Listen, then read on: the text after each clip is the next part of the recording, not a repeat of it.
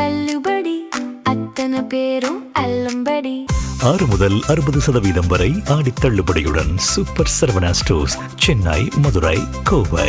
திமுக இருக்கிறதே 59 எம்எல்ஏ தான். இவங்க எத்தனை எம்எல்ஏ வாங்கி ஆட்சியை கவிழ்க்க முடியும்? தாவேகால இருந்து 10 எம்எல்ஏ எடுத்தாலும் 15 எம்எல்ஏ எடுத்தாலும் அவங்க ராஜினாமா பண்ணிட்டு தான் வரணும். அதுக்கு பிறகு தேர்தல் நடத்தணும், அப்புறம் அதுல ஜெயிக்கணும். ஏகப்பட்ட இஃப் இருக்கு அதுல. அது யாரும் அதை நம்பி வரமாட்டாங்க. அதிமுக 25 எம்எல்ஏயும் தேர்ந்தெடுக்கப்பட்ட கட்சியோட உத்தரவு, மக்கள் போட்ட ஓட்டு, ரெட்டையில சின்னம் எல்லாத்தையும் தாண்டி ஓட்டு போட்டாங்க. விஜய் நேரா போய் பார்த்தாரு அவர்களை. அப்போ ஆட்சியை கவிழ்ப்பதற்கான சதி அப்படின்னா ஆட்சியை அமைப்பதற்கான சதி எங்க நடந்துச்சுங்கிற ஒரு கேள்வி வரும். ரெண்டு ஒண்ணு தானே. சபாநாயகருக்கு எதிராக நம்பிக்கையில்லா தீர்மானம் கொண்டு வரவே முடியாதுங்க. கான்ஸ்டிடியூஷன்ல இடம் கிடையாது. அவரை பதவி விலகுக்கு ஒரு தீர்மானம் கொண்டு வரலாம், பதவி நீக்க தீர்மானமாக. நம்பிக்கையில்லா தீர்மானம் கொண்டு வரவே முடியாது. அரசே தான் பாலிடிக்ஸ் பண்ணுது. தாவேகா அரசுங்க திமுக குதிரை பேரம் அப்படின்னு சொல்லுது. அப்போ அரசு திமுகவே குதிரை பேரத்துல ஈடுபட்டது அப்படிங்கிற குற்றச்சாட்டை வைக்க பாக்குது. இவ்வளவுதாங்க இதுல பாலிடிக்ஸ். மாநில அரசின் அதிகாரம் தொடர்ந்து பறிபோகுது. இந்த ஒரு 2 மாசத்துக்குள்ள பறிபோன விஷயம் அவ்வளவு அதிகம். அதை நம்ம டோட்டலா டைவர்ட் பண்ணிட்டோம். கரூர் மேட்டர்ல ஜன நெரிசல் காரணமாக மரணம் அடைந்தவர்களுக்கு அரசு வேலை அப்படின்னா அது மிகப்பெரிய தவறுங்க. அது என்ன காரணம்னா, ஒரு கட்சி கூட்டத்துல அவங்க பார்க்க வராங்க, தலைவரை பார்க்க வராங்க, ஜன நெரிசல் ஏற்படுது. அது நெக்லிஜென்ஸ், கான்ஸ்பிரசி எல்லாம், அது குறித்த விசாரணை எல்லாம் இன்னும் நடந்துட்டு இருக்கு. அதுக்குள்ள நீங்க அவங்களுக்கு அரசு வேலை தரீங்க. அப்ப அரசு வேலை பெற்ற ஒருவர் அரசுக்கு எதிராக எங்கேயா சாட்சி சொல்லுவாரா? அந்த குடும்ப சாட்சி சொல்லுமா? அப்போ இது சாட்சியத்தை திசை திருப்புற செயல் இல்லையா? ஆளுநர் எப்படி நடந்துக்கிறாருன்னு பாருங்க. ஆளுநர் ஆள வந்தாராவே மாறியாச்சு. நீங்க யாரு வேணாலும் மனு கொடுங்கன்ட்டாரு. ஆர்கனைஸ் பண்ணி டெய்லி 500 பேரை மனு கொடுக்க அனுப்புனா ஆளுநர் மாளிகையே அதிர்ந்துரும். அங்க எங்க மனு வாங்குறதுக்கு யாருக்கா இருக்கா? ஆளுநர் மாளிகைக்கு என்ன படைபலம் இருக்கு? மனுவெல்லாம் படிச்சு பார்த்து தொகுத்துருவாங்களா? ஒண்ணுமே கிடையாதுங்க ஆளுநர் மாளிகையில. வைகோ உண்மையான தாவேகாவே செயல்படுறாரு. இப்போ தாவேகாவே மாறிட்டாருங்க, சந்திரமுகியாவே மாறிட்டாரு. நான் கவசமா இருப்பேன், மெய்காப்பாளனா இருப்பேன், நோபல் பரிசு கொடுக்கணும், என்னெல்லாமோ சொல்ல ஆரம்பிச்சிட்டாரு. என்ன காரணம்?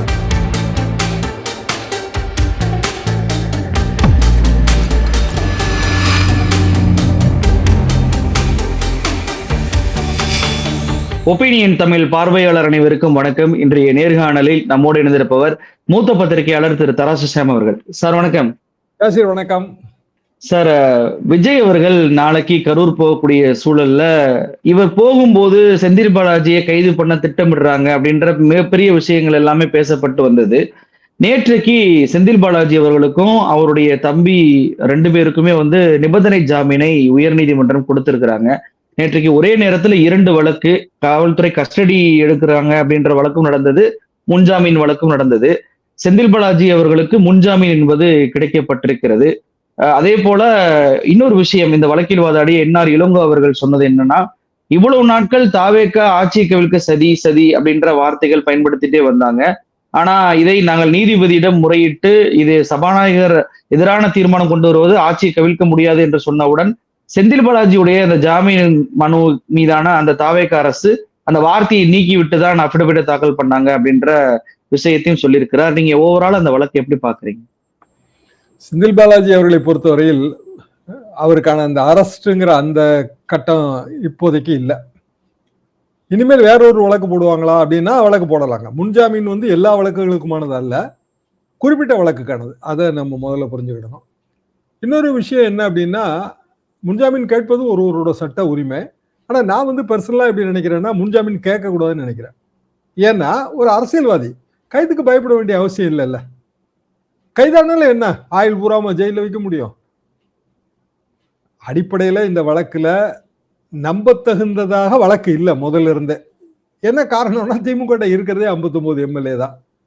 இவங்க எத்தனை எம்எல்ஏ வாங்கி ஆட்சியை கவிழ்க்க முடியும்? தாவேகாட்ட 107 எம்எல்ஏங்க, 5 MLA Congress MLA, 112, IUML 2, 114 MLA இருக்கு. அது ஒரு காலகட்டத்தில் நீங்க ஒன்றும் செய்ய முடியாது. தாவேகால இருந்து 10 எம்எல்ஏ எடுத்தாலும் 15 எம்எல்ஏ எடுத்தாலும் அவங்க ராஜினாமா பண்ணிட்டு தான் வரணும். அதுக்கு பிறகு தேர்தல் நடத்தணும், அப்புறம் அதுல ஜெயிக்கணும். ஏகப்பட்ட இஃப் இருக்கு அதுல. அது யாரும் அதை நம்பி வரமாட்டாங்க. அப்போ படத்துக்காக வந்தாங்க 35 கோடி 25 கோடின்னா அப்போ 25 அதிமுக எம்எல்ஏ எதுக்காக ஓட்டு போட்டா கேட்கிற கேள்வி வருமா வராதா? ஓட்டே போட்டால அதிமுக 25 எம்எல்ஏயும் தேர்ந்தெடுக்கப்பட்ட கட்சியோட உத்தரவு, மக்கள் போட்ட ஓட்டு, ரெட்டையில சின்னம் எல்லாத்தையும் தாண்டி ஓட்டு போட்டாங்க. விஜயே நேரா போய் பார்த்தாரு அவங்கள.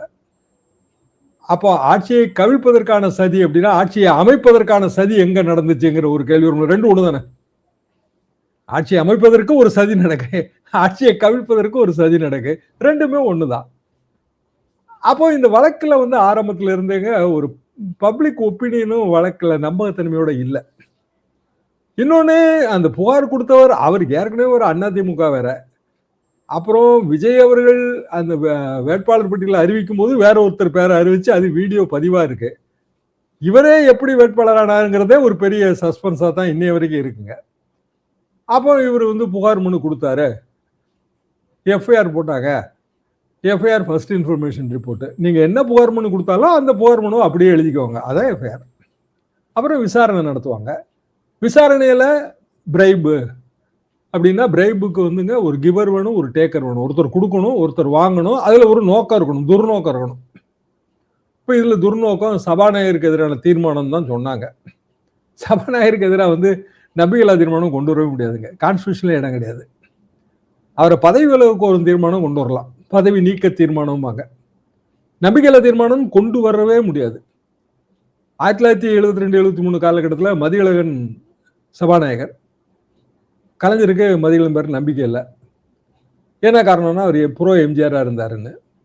எம்ஜிஆர் வந்து நம்பிக்கை இல்லா தீர்மானம் சட்டமன்றத்தில் அரசுக்கு எதிராக கொண்டு வர்றாரு, திமுக அரசுக்கு எதிராக. அப்போ சபாநாயகர் எப்படி முடிவு எடுப்பாருன்னு தெரியலையேங்கிற ஒரு கன்ஃபியூஷன் வந்தப்ப மதியழகன் பேர்ல இதே தான் பதவி விலகு கோரும் தீர்மானம் கொண்டு வந்தாங்க. தமிழ்நாட்டு உதாரணத்தில் அது ஒண்ணுதாங்க எனக்கு தெரிஞ்ச உதாரணம். ஆனா மதியழகன் வந்து பதவியிலிருந்து ராஜினாமா பண்ணிட்டாரு. அப்புறம் தீர்மானமே அதுல இல்லைன்னு ஆயிடுச்சு. விருதுநகர் சீனிவாச சபாநாயகர் ஆனாருங்க.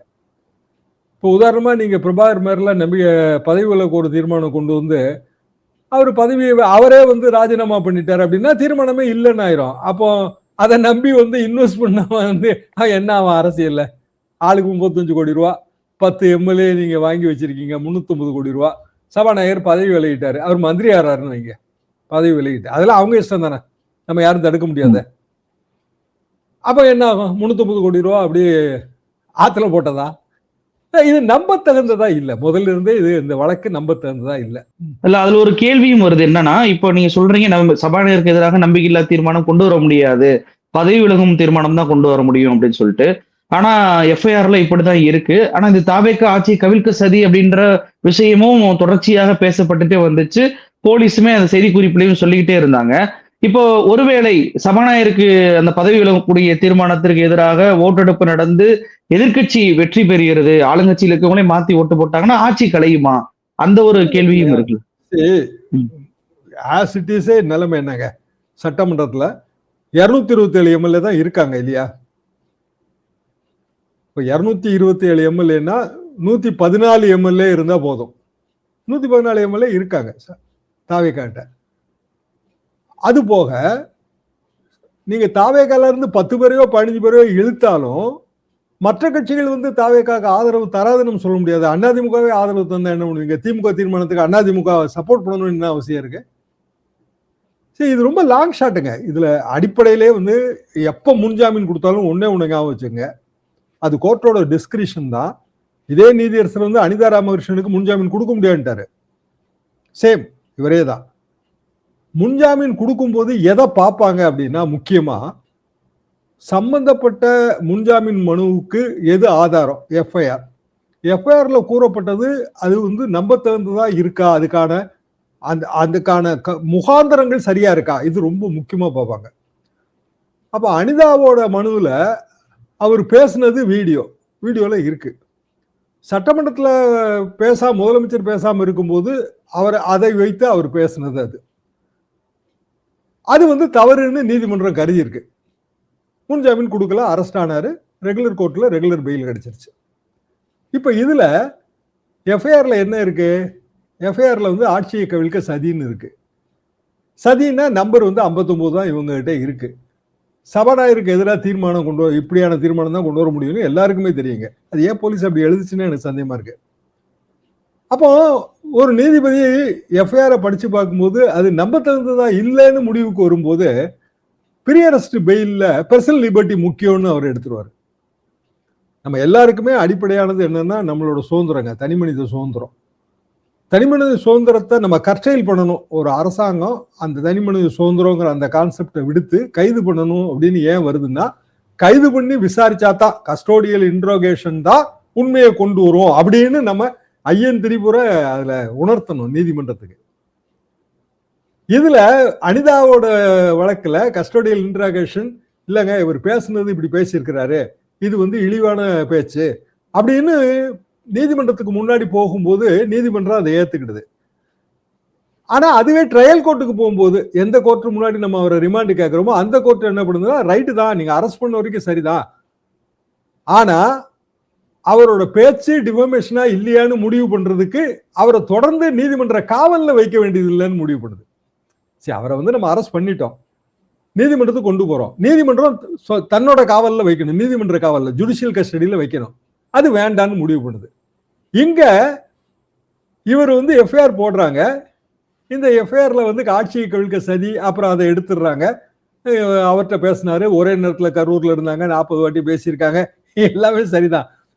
ஆனா இதுல செந்தில் பாலாஜி அவர் தம்பி இவங்க 2 பேருக்குமான தொடர்பு, ஆட்சியை கவிழ்க்கிறதுக்கு சதிங்கிறது நம்ப தகுந்ததா இல்லையேன்னு வரும்போது நீதிபதி என்ன முடிவு பண்றாருன்னா, இதுல கஸ்டோடியல் இன்ட்ராகேஷன் தேவையில்லை, கைது பண்ணி இவரை விசாரிக்க வேண்டிய அவசியம் இல்லை, ரெகுலரா விசாரிச்சுக்குங்க. ஏன்னா அவர் ரெகுலரா விசாரிச்சுதானே ஆகணும். இப்ப அவரு 2 வாட்டி கைது போட போறாரு, அப்ப 4 கேள்வி கேட்பாங்க, விசாரணை நடக்கும், அப்புறம் நீங்க கோர்ட்டுக்கு ப்ரூவ் பண்ணிக்கங்க. ஏற்கனவே கைது பண்ணி வச்சிருக்கிறவங்களுக்கும் பெயில் கிடைச்சிடும். இப்போ ஏன்னா இவருக்கு பெயில் கிடைக்கும் போது அவங்களுக்கும் ஆட்டோமேட்டிக்கா பெயில் கிடைச்சிடும். இப்ப இந்த இடத்துல எதை நம்ம பார்க்க வேண்டியது இருக்குன்னா, இதெல்லாம் தேவையா? ஒரு அரசு, அந்த அரசு தொடர்ந்து அரசே தான் பாலிடிக்ஸ் பண்ணுது. தாவேக அரசுங்க அடுத்து அதுக்கு நம்பிக்கையில்லா தீர்மானம் கொண்டு வரதுக்கு வழியே கிடையாது.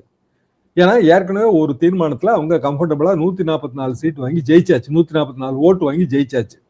இனி அடுத்த தீர்மானம் இப்போதைக்கு வரப்போறது இல்லை. ஒண்ணு.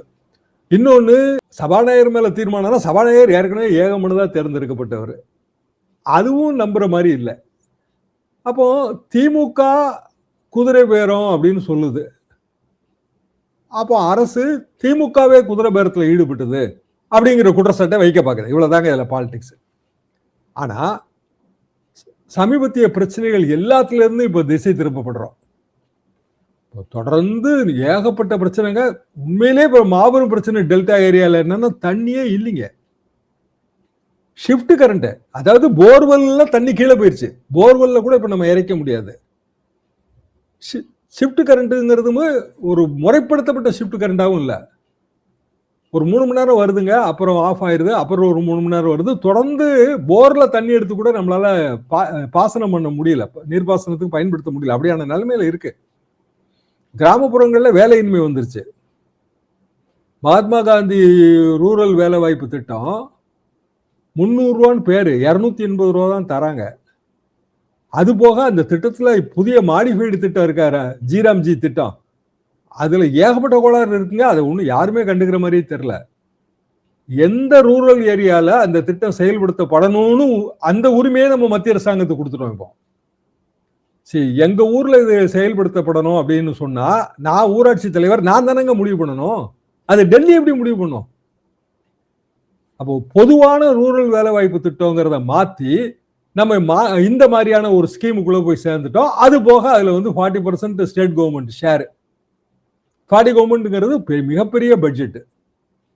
அப்புறம் அவங்க சொல்ற வேலையை தான் நம்ம செய்யணும்னு கொண்டு வந்துட்டாங்க. ஊருக்கு தகுந்த மாதிரி, கிராமங்களுக்கு தகுந்த மாதிரி தானங்க வேலைகளை கிராம பஞ்சாயத்து தானங்க முடிவு பண்ணணும். பஞ்சாயத்து அதிகாரத்தை நீங்க எப்படி எடுக்கலாம்? பல்கலைக்கழகத்துல யூஜிசி துணைவேந்தர் இது பண்றது, அதையும் உள்ள சேர்க்கிறாங்க. இப்ப பல்கலைக்கழகங்கள்ல அது ரொம்ப போராடி பெற்ற உரிமை, திமுக அரசு போராடி பெற்ற உரிமைங்க.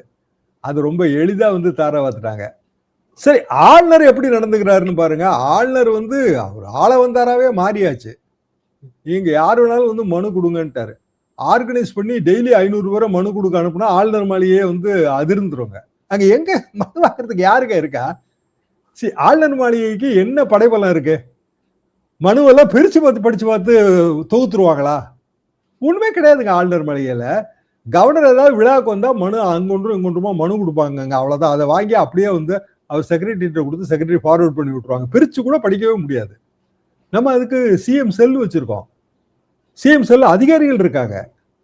அவங்க வந்து மனுவை வாங்கி படிச்சு பார்த்து உடனுக்குடன் வந்து நடவடிக்கை எடுக்காங்களோ இல்லையோ பதிலாச்சும் போடுவாங்க. இப்படி மாநில அரசின் அதிகாரம் தொடர்ந்து வந்து பறிபோகுது. இந்த ஒரு 2 மாசத்துக்குள்ள பறிபோன விஷயம் அவ்வளவு அதிகம். அதை வந்து நம்ம டோட்டலா டைவர்ட் பண்ணிட்டோம்.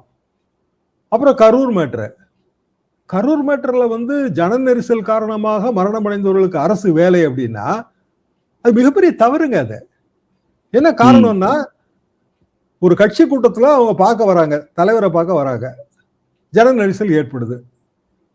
அது நெக்லிஜென்ஸ், கான்ஸ்பிரசி எல்லாம் அது குறித்த விசாரணை எல்லாம் இன்னும் நடந்துட்டு இருக்கு. அதுக்குள்ள நீங்க வந்து அவங்களுக்கு அரசு வேலை தரீங்க. அப்ப அரசு வேலை பெற்ற ஒருவர் அரசுக்கு எதிராக எங்கேயா சாட்சி சொல்லுவாரா? அந்த குடும்ப சாட்சி சொல்லுமா? அப்போ இது சாட்சியத்தை திசை திருப்புற செயல் இல்லையா? சரி, அதை விடுங்க. அப்ப மகாமகத்துல ஜன நெரிசல் ஏற்படுது, நிறைய பேர் இறந்து போனாங்க, ஜெயலலிதா ஆட்சியில இருந்தாங்க. அப்போ அவங்க அரசு வேலை கொடுத்தாங்களா அவங்களுக்கு? அது ஆன்மீக விழா தானே, இது கட்சி விழா. ஆன்மீக விழால ஏற்பட்ட ஜன நெரிசலுக்கே நம்ம கொடுக்கல. ஆமா, இது கட்சி கூட்டம். அப்ப எவ்வளவு பெரிய முரணான ஒரு நிலையை வந்து அரசு எடுக்குது. ஆனா அதை பத்தி பேசாமலேயே வெறுமனே கடைசியா வந்து ஆட்சியை கவிழ்க்க சதி, முன்ஜாமீன் மனு, இதை பத்தி பேசுறோம். எவ்வளவு பெரிய திசை திருப்பல் யோசிச்சு பாருங்க. நிச்சயமா நீங்க சொல்ல மாதிரி 32 பேருக்கு நாளைக்கு அந்த அரசு வேலைக்கான அந்த ஆணையை வந்து விஜய் அவர்கள் கொடுக்க இருக்கிறார் அப்படின்ற செய்தியும் இப்போ உறுதிப்பட்டு வெளியாகி இருக்கிறது. சரி, இன்னொரு விஷயம் என்னன்னா, இப்ப பொதுவாகவே இந்த தேர்தல் வெற்றி தோல்வி வழக்குகள் அப்படின்றது தேர்தல் முடிஞ்ச பிறகு போடப்படும். இப்ப சமீபத்துல கூட அப்பாவுக்கு வழக்குக்கு வந்து 10 வருஷத்துக்கு முன்னாடி நடந்ததுக்கான தீர்ப்பு இப்போ வந்ததெல்லாம் பார்த்தோம். ஆனா விஜய் அவர்களுக்கும் அது போன்ற வழக்கு போட்டிருக்கிறாங்க, பெரம்பூர்லயும் சரி திருச்சி கிழக்குலயும் சரி. கூடுதலாக இன்னொரு விஷயம், கவனிக்கத்தக்க ஒரு விஷயம் என்ன அப்படின்னா, பெரம்பூர் தொகுதி வாக்காளர் ஒருத்தர் ஒரு வழக்கை போட்டிருக்கிறார். விஜய் அவர்களுடைய வேட்பு மனுவுல நிறைய தகவல்கள் முன்னுக்கு பின் முரணாக இருக்கு, சொத்து விவரங்கள் எல்லாமே தப்பாக இருக்கு அப்படின்னு சொல்லி சுட்டிக்காட்டப்பட்டிருக்கிறது. கூடுதலாக குழந்தைகளை வைத்து இவர் வந்து வாக்குகளை வாங்கி இருக்கிறார். குழந்தைகளை வைத்து தேர்தல் பிரச்சாரம் செய்வது சட்டப்படி தப்பு அப்படின்றப்போ இவருடைய வெற்றி செல்லாது அப்படின்னு அறிவிக்கணும் அப்படின்னு சொல்லிட்டு ஒரு வழக்கு என்பது போடப்பட்டிருக்கிறது. நீதிபதி முன்பு இது மனு ஏற்கப்பட்டு நோட்டீஸ் என்பதும் கொடுக்கப்பட்டிருக்கிறது. நீங்க எப்படி பாக்குறீங்க இந்த வழக்கு? எலெக்ஷன் பெட்டிஷன் இபின்னு சொல்றது டோட்டலா வேற. இபி யார் போட முடியும்னா ஏத்து நின்று தோத்து போன வேட்பாளர் தான் போட முடியும். வாக்காளர்கள் பல விஷயங்களுக்கு போடலாங்க, வாக்காளர்களின் உரிமை தான் அது. அப்படியான ஒரு உரிமையில தான் அந்த குழந்தைகள் பிரச்சாரத்துக்கு பயன்படுத்தப்பட்டது வேட்புமனுவில் இருக்கிற கோளாறுகள். இந்த வேட்புமனு கோளாறுகளை பத்தி நம்ம முதலே நிறைய தடவை பேசியிருக்கோம். அப்போ தேர்தல் காலகட்டத்திலே இதை பற்றி நிறைய பேசியிருக்கிறோம். கரெக்டட் அஃபிடவிட் போட்டிருக்காங்க, அதை கரெக்ட் பண்ணி, அதுவும் வந்து சட்ட உரிமை தான். விஜய் தரப்புலேயே கரெக்டட் அஃபிடவிட்லாம் போட்டிருக்காங்க. ஸோ அது தனி லிட்டிகேஷனுங்க. இபிஏவும் அதையும் நம்ம வந்து சேர்த்து பார்க்க வேண்டாம். இபிங்கிறது டோட்டலா வேற. அதுல எவ்வளவு டிலே ஆகுங்கிறது யாருக்குமே தெரியாது. நீங்க அப்பா நினைச்சு உதாரணம் சொன்னீங்க, அது மாதிரி 10 வருஷம் கழிச்சு முடிவான விஷயங்களும் இருக்கு, இல்லைன்னு சொல்ல முடியாது. வாக்காளர் போன்ற மனு வந்து விரைவில் விசாரணைக்கு, அதாவது இவங்க எதிர்த்தரப்பு அபிடவிட்லாம் போட்டு அது குறித்த விசாரணை நடப்பதற்கு வாய்ப்பு இருக்கு. அதுக்கான ஒரு வாய்ப்பு இருக்கு. அதாவது இபியை விட அது வந்து குயிக்கா வந்துரும்னு நான் நினைக்கிறேன். இப்ப அந்த வழக்கில் வந்து விசாரணைக்கு எடுத்த முடிவு எப்படி சார் இருக்கும்? ஒருவேளை வந்து குழந்தைகளுக்கு எதிராக பயன்படுத்தியதுன்றது தேர்தல் ஆணையமும் உள்ள வரும் அப்படின்றப்போ, இது போன்ற வழக்கம் நடக்காதப்போ முடிவு எப்படி வரும் அப்படின்னு சொல்லி எதிர்பார்க்கலாம்? இது நீண்ட காலத்துக்கு நடக்கும் அப்படின்னு சொல்லி பார்ப்பதா, இல்ல குறுகிய காலத்தில் தீர்வு என்பது எட்டப்படும் அப்படின்னு சொல்லி பார்ப்பதா? பொதுவாக இந்த மாதிரி வழக்குகள்ல குறுகிய கால தீர்வுங்கிறது கிடையாது. குறைந்தபட்சம் வந்து 2 வருடம் பிடிக்கக்கூடிய ஒரு வழக்கு தான். பேசிக்கா வந்து ரிட்டு தான். அது ரிட்ல வந்து பல கட்டங்கள் இருக்கு, அதை தாண்டி தான் அது வந்தாகணும். ஆனா அதுக்குள்ள வந்துங்க நாடு முழுவதுக்குமே தேர்தல் வந்துருமே. நம்ம இப்ப என்ன நிலைமையில நம்ம இருக்கிறோம் அப்படின்னா, ஜூலை மாதம் 20ஆம் தேதி துவங்க இருக்கின்ற மான்சூன் செஷன்ல என்னென்ன பில்ல வந்து மத்திய அரசாங்கம் கொண்டு வர போகுதுங்கிற நிலைமையில நம்ம இருக்கிறோம். இன்றைக்கு வரைக்கும் கிடைக்கிற தகவல்களை வைத்து பார்த்தால் கண்டிப்பாக வந்து விமன் ரிசர்வேஷன், டீலிமிட்டேஷன், அப்புறம் எம்பி எண்ணிக்கையை கூட்டுதல், ஒரே நாடு ஒரே தேர்தல், இதை நோக்கி அது போகுது. அப்ப ஏதாவது ஒண்ணுக்கு வந்து 2/3 மெஜாரிட்டி அவங்களால அட்டைன் பண்ண முடிஞ்சதுன்னா, அதாவது those who are present and sitting, திமுக ஆதரிக்கணும்னு அவசியம் இல்லை, திமுக வெளிநடப்பு செஞ்சாலே வந்து போதுமானது. அதுபோக மற்ற கட்சிகளோட நிலைப்பாடு பெரும்பாலும் பாரதிய ஜனதாவுக்கு எதிராக எல்லாரும் ஒரே அணியில திரளணும்னு சொன்னாலும் அது கேரளால, வெஸ்ட் பெங்கால நடக்கலைங்கிறது நமக்கே தெரியும். தமிழ்நாட்டிலையும் இனி நடக்காது. அது திமுகவும் அதிமுகவும் ஒரே அணியில இணைஞ்சு காங்கிரஸுக்கு எதிராகவோ ஆதரவாகவோ இருக்க முடியுமா? அதே மாதிரியான ஒரு நிலைமை தான். மாநில அரசியல யாருமே விட்டு கொடுக்க மாட்டாங்க. திரும்ப வந்து அந்த மாதிரியான ஒரு கோரிக்கையெல்லாம் வைக்கிறாரு. தாவேகாவும் திமுகவும் ஒரே அணியில இருந்து பிஜேபி எதுக்கணுங்கிறாரு. வைகோ இதுக்கெல்லாம் நோபல் பரிசே கொடுக்கலாங்கன்னு வைகோ சொல்றாரு. ஒரே கூட்டணியில் இருக்கிறவங்க தான் ரெண்டு பேருமே கிட்டத்தட்ட. திரும்ப என்னதான் கூட்டணி இல்லைன்னு சொன்னாலும் அது கூட்டணி தான். அதுபோக ஒரே நாடு ஒரே தேர்தலுக்கு முன்னதாக பார்லிமெண்ட் தொகுதியோட எண்ணிக்கையை கூட்டி அதுக்கேற்றவாறு சட்டமன்ற தொகுதியோட எண்ணிக்கையை கூட்டுவது அப்படிங்கிற ஒரு ப்ரொபோசல் வந்தா உத்தரப்பிரதேசத்துல அகிலேஷ் யாதவ் அதுக்கு ஆதரவு தெரிவிக்க மாட்டாருன்னு நம்ம எடுத்துக்க முடியாதுங்க. அது பிஜேபி பாயிண்டா அவங்க பார்க்க மாட்டாங்க. அவங்களை பொறுத்த வரைக்கும் அவங்க மாநில பாயிண்டா தான் பார்ப்பாங்க. எலெக்ஷன் வேற வருது அப்படின்றப்போ ஏன்னா அவங்களுக்கு அது லாபம் இருக்கு. அதுல சரி, ஒரு மாநிலத்துல ஆட்சிக்கு வரணும், எல்லா மாநில கட்சியும் அதான நோக்கமா இருக்க முடியும். உத்தரப்பிரதேசத்துல 2027 தேர்தல் வர இருக்கு. இப்போ இந்த பில் பாஸ் பண்ணா முதல் பெனிஃபிட் யாரு கிடைக்கும்? அவங்களுக்கு தானே கிடைக்கும். அப்ப அவங்க இது பிஜேபி நாங்க எதுக்குறோம், ஆனா இது வந்து எங்க மாநிலத்துக்கு நன்மை தர்ற விஷயம். மன்மோகன் சிங் ஆட்சி காலத்துல நம்ம அணுமின்சார சம்பந்தமான அமெரிக்கன் கோஆபரேஷனுக்கு ஒரு பில் பாஸ் பண்ணாரு. பாஸ் பண்றதுக்கு முன்னாடி ஏகப்பட்ட பிரச்சனைங்க. மன்மோகன் சிங்க்கு வந்து மெஜாரிட்டியும் கிடையாது. இடதுசாரிகள் வந்து கடுமையா எதிர்த்தாங்க. எந்த வகையிலையும் வந்து அமெரிக்காவோட இது வரக்கூடாது, நாங்க இந்த ஆட்சி கொடுக்குற ஆதரவு வாபஸ் வாங்குவோம்னாங்க. ஓப்பனாவே சொன்னாங்க. மன்மோகன் சிங் ஆட்சியை கவிழ்ந்துருமோன்னு ஒரு பயம் வந்துச்சு. ஆனா மன்மோகன் சிங் அதை எப்படி கிளவரா ஹேண்டில் பண்ணாரு, எப்படி சோனியா காந்தி ஹேண்டில் பண்ணாங்கன்னா, அவங்க இதுக்கு ஆதரவா அங்க முலாயம் சிங் யாதவ்கிட்ட, இதே அகிலேஷோட ஃபாதர்கிட்ட அவங்க ஆதரவு பெற்று பில்லை பாஸ் பண்ணிட்டாங்க. மெஜாரிட்டி இல்லாத ஒரு அரசு. இப்பவும் பார்லிமெண்டரி மெஜாரிட்டி இல்லை, அதாவது 2/3 மெஜாரிட்டி இல்லை. பார்லிமெண்டரி மெஜாரிட்டி இருக்கே தவிர பார்லிமெண்ட்ல தேவைப்படுகிற இந்த அரசியல் கான்ஸ்டிடியூஷன் திருத்தத்தை தேவைப்படுகிற மெஜாரிட்டி இல்லை. அந்த 2/3 கொண்டு வரணும் அப்படின்னா எப்படி அகிலேஷ் எப்படி ஆதரவு கொடுக்காம இருப்பாரு? விமன் ரிசர்வேஷன் எதுக்க முடியாதுங்க. ஒண்ணு, மாநில சட்டமன்றங்கள்ல இருக்கிற எம்எல்ஏக்களின் எண்ணிக்கையை கூட்டுறது அப்படின்னா அதுல நிறைய பேருக்கு வந்து அது ஓகேன்னு நினைப்பாங்க. ஏன்னா அவங்கவுங்களுக்கு அவங்கவுங்க தொகுதியில வெற்றி தோல்வி தான் முக்கியம்னு ஆயிரும். அகிலேஷ் கட்சிக்குள்ளே ஆதரவு மனப்பான்மை வரும். அப்ப அந்த பர்டிகுலர் பார்ட் அவங்க ஓகே பண்ணி விட்டாங்கன்னு வைங்க, தீர்மானம் பாஸ் ஆயிரும். தீர்மானம் பாஸ் ஆச்சு அப்படின்னா ஒரே நாடு ஒரே தேர்தல் அதுக்குள்ள கொண்டு வந்து நுழைக்க பார்ப்பாங்க. ஒரே நாடு ஒரே தேர்தல் 2/3 கூட வேண்டியது இல்லைன்னு ஒரு தாட் இருக்குங்க. தேர்தல் ஆணையமே வந்து அதை செஞ்சிடலாம் அப்படிங்கிற தாட்டெல்லாம் இருக்கு. சென்சஸ் வேற தொடங்க போகுதுங்க. அந்த சென்சஸ் தொடங்கிருச்சுன்னா எந்த மாறுதலும் பண்ண முடியாது. அப்போ அதுக்குள்ள செய்ய வேண்டிய ஒரு அவசரமும் மோடி அரசுக்கு இருக்கு. மோடியே வந்து பிரதமர் வேட்பாளரா இல்லை அப்படிங்கிற பேச்சு இருக்காங்க RSS வட்டாரங்கள்ல. இப்போ இது எல்லாத்தையும் கணக்கு வச்சு இந்த தேசிய அரசியல் நகருது. மாநில அரசியல் அதுக்குள்ள ஒரு பார்ட்டு. தாவேக்கா நினைச்சாலும் இதை மாற்ற முடியாது, நினைக்காட்டாலும் மாற்ற முடியாது. அப்போ தாவேக்காங்கிற அரசு மெஜாரிட்டியை நோக்கியோ இடைத்தேர்தலை நோக்கியோ எல்லாம் நடை போடல. இடைத்தேர்தல் எப்போ வரும்னா யாருக்குமே தெரியாதுங்க. நீங்க அடுத்தடுத்த ராஜினாமாக்கள் ஏன் தயங்கி நிக்குது? அதிமுக ராஜினாமா பண்ண தயாரா தானே இருந்தாங்க. ஏன்னா தேசிய அரசியல் இப்படி மாறும்போது அவசரப்பட வேண்டாம்னு எல்லாரும் நினைக்கிறாங்க. இறுதியா ஒரு கேள்வி, நீங்க இந்த திருமாவளவன் அவர்களுடைய ஸ்டேட்மெண்ட் குறித்து சொன்னீங்க, வைகோ அவருடைய பதிலடி சொன்னீங்க. மாணிக்கம் தாக்கூர் அவர்களுமே வார்த்தை விளையாட்டு வேண்டாம் அப்படின்னு சொல்லிட்டு அவர் சொல்கிறார். எல்லாருமே ஒன்னாதான் ரிசார்ட்டுக்கு போனாங்க, பேசினாங்க, ஒன்னாதான் கை தூக்கி நின்னாங்க.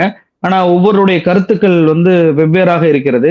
குறிப்பா கூட்டணி கட்சியில் இருக்கக்கூடிய ஒரு தலைவரையே அட்டாக் பண்ணக்கூடிய வகையில நோபல் பரிசு தரேன், அரசியல் இன்னும் வளரணும் அப்படின்னு சொல்லிட்டு வைகோ அவர்கள் திருமாவை நோக்கியும் வார்த்தை விளையாட்டு வேண்டாம் என்று மாணிக்கம் தாக்கூரும் பேசுவது கூட்டணிக்குள் ஒரு ஒருங்கிணைப்பு இல்லை, ஒரு குழப்பத்தோடு இருக்கிறது, இல்ல திருமாவளவனை நோக்கி ஒரு அட்டாக் செய்யப்படுகிறது அப்படின்னு சொல்லி பார்ப்பதா? இன்னொரு பக்கம் அமைச்சர்களுமே, அதாவது இந்த கூட்டணியிலிருந்து அமைச்சரானவர்கள் முஸ்லீம் லீக் அமைச்சர் என்னன்னா 50 வருஷத்துக்கு நாங்க திமுகவை ஒழிப்போன்றாரு. ஆனா அந்த கட்சி வந்து எங்களுடைய சிந்தனை அது கிடையாதுன்றாங்க. ஆதி திராவிடர் அப்படின்ற பெயரை மாற்றியது தப்புன்னு சொல்லிட்டு ரவிக்குமார் அவர்கள் சொல்றாரு, பொதுச் செயலாளர். ஆனா இங்க வன்னியரசு அவர்கள் விஜய் செஞ்சது சரி அப்படின்றாரு. இங்க காங்கிரஸ்ல விஸ்வநாதன் அவர்கள் ஆளுநருக்கு நாங்க மோதல் போக்க பண்ண மாட்டோம், நீங்க வந்து ஏதாவது ஒரு விவாதத்தை கிளப்பாதீங்க, யுஜிசியை கொண்டு வர போறோம் அப்படின்னு சொல்லிட்டு விடாப்படியாக சொல்றார். ஆனா இதே ஆளுநருக்கு எதிராக தான் ஆட்சி அமைக்க விஜய் வந்து அழைக்கணும் அப்படின்னு சொல்லிட்டு போராட்டம் எல்லாம் காங்கிரஸ் பண்ணுச்சு. பாஜகவுடைய ஆளுநரை எதிர்ப்போம் அப்படின்ற விஷயத்தெல்லாம் அவங்க வந்து ஆரம்பத்துல சொன்னாங்க. அமைச்சர்களிடமும் ஒரு மாற்றம் வந்திருக்கிறது. கூட்டணியிலிருந்து விஜய் கட்சிக்கு போனவர்கள் விஜய்க்கு ஆதரவாக கட்சியை தாண்டி பேசுவதையும் பார்க்க முடியுது. நீங்க எப்படி இதை பாக்குறீங்க? இந்த போஸ்ட்போல் அலையன்ஸ்ல வந்து இந்த சிக்கல் வருங்க. ப்ரீபோல் அலையன்ஸை நம்ம வந்து கட்டமைச்சிருந்தா ஓரளவுக்கு ஒத்த கருத்துடைய கட்சிகள் தொகுதி பங்கீட்டில் சில வருத்தங்கள் இருந்தாலும் ஒரு அம்பரல்லாவுக்கு கீழே அவங்களால வர முடியும். போஸ்ட்போல் அலையன்ஸ் இந்தியாவில் எங்கெல்லாம் எப்பெல்லாம் நடந்ததோ அப்போ எல்லாத்துலேயும் இந்த குழப்பம் இருந்தது. விபி சிங் ஆட்சி காலத்தில் இப்படி பல உதாரணங்கள் சொல்ல முடியும். ஸோ அந்த குழப்பம் தாவேகா ஆட்சியிலையும் நமக்கு தெரியுது. அப்போ தாவேகா ஆட்சி இதனால கவுந்துருமா, அது கவலாதுனாங்க நான் நினைக்கிறேன். என்ன காரணம்னா மற்றவங்களுக்கு அந்த மெஜாரிட்டி இல்லை. ரெண்டாவது தேசிய அரசியல் மாறுது. இப்போ ஒரு கஷ்டப்பட்டு தாவேகா ஆட்சியை கவுத்துட்டு எலெக்ஷன் வச்சா மீண்டும் தாவேகா ஜெயித்து வராதுங்கிறது என்ன நிச்சயம்? அதிகப்படியான மெஜாரிட்டியோட வந்துட்டாங்கன்னா அந்த ரிஸ்கை யாருமே எடுக்க மாட்டாங்க. கட்சிக்குள்ள வந்து பேசுவாங்க. இப்ப ஸ்டாலின் வந்து 6 மாசம் கூட இந்த ஆட்சி நீடிக்காதுன்னு சொல்றது யார்கிட்ட பேசுறாரு? அவர் கட்சிக்காரங்கிட்ட பேசுறாரு. சொந்த கட்சிக்காரங்களை உற்சாகப்படுத்த வேண்டிய கடமை வந்து ஒரு கட்சி தலைவருக்கு இருக்கு.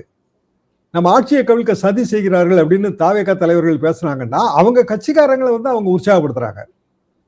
நம்ம ஆட்சியவே கவுக்க பாக்குறாங்கயா, அதாவது பழையபடி திமுக தாவேகாங்கிற களத்தை கட்டமைக்க முயற்சிக்கிறாங்க.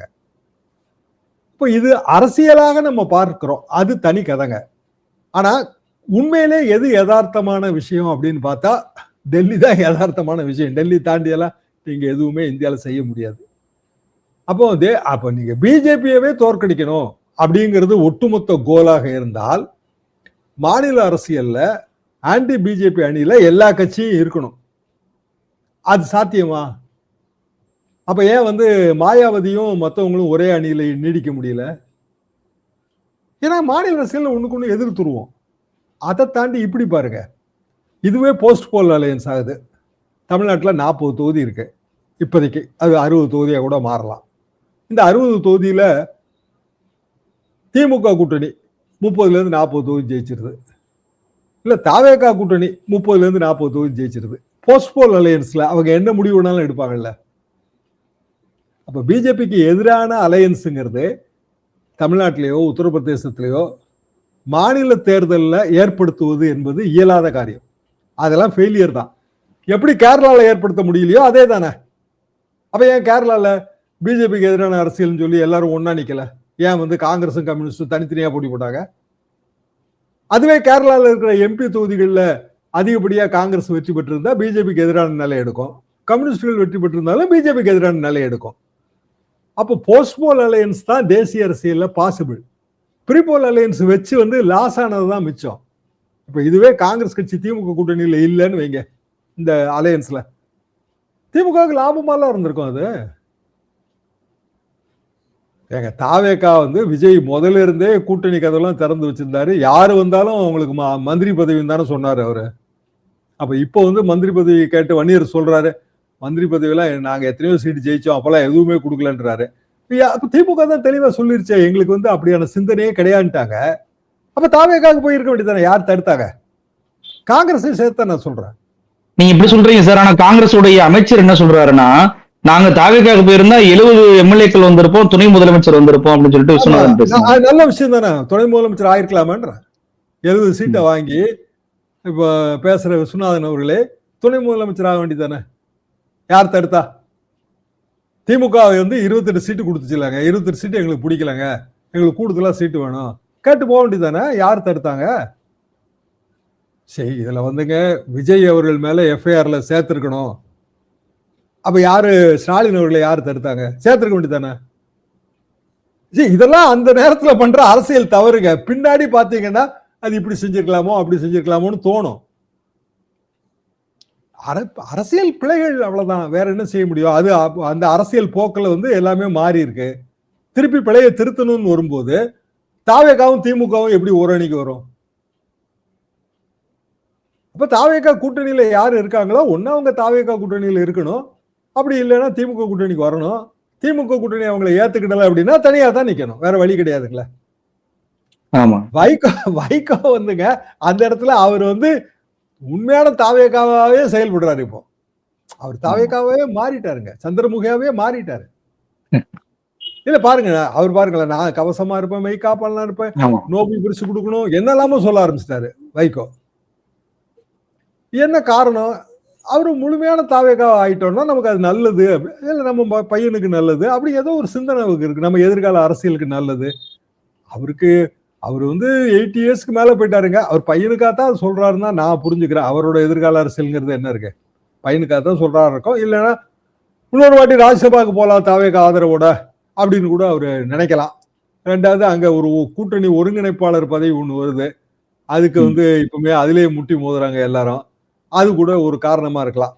ஸோ அரசியல்ல அடிப்படை என்பது வெற்றியும் சுயநலமும் தான், அதை தாண்டின அரசியல் கிடையாது. பிழையான முடிவு வந்துடும், சுயநலத்துக்காக நம்ம முடிவு எடுப்போம், அது சரியா வந்திருக்காது, ஃபெயிலியர் ஆயிரும். ஃபெயிலியர் ஆன பிறகு அப்படி செஞ்சிருக்கலாமோ இப்படி செஞ்சிருக்கலாமோன்னு அது ஆஃப்டர் தாட், அதனால பயன் இல்லை. நிகழ்ச்சியை கலந்து கொண்டு பல்வேறு தகவல்களை நம்ம நேரிட்ட பகிர்ந்துட்டீங்க. ரொம்ப நன்றி சார்.